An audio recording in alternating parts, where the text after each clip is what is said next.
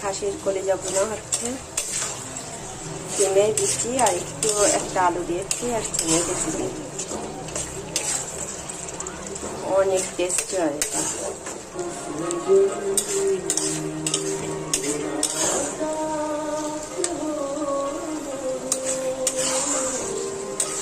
এটার স্পেশালিটি হচ্ছে আমার হাতের স্পেশাল একটা মশলা আছে, যেটা আমি এটার ভেতর দিই।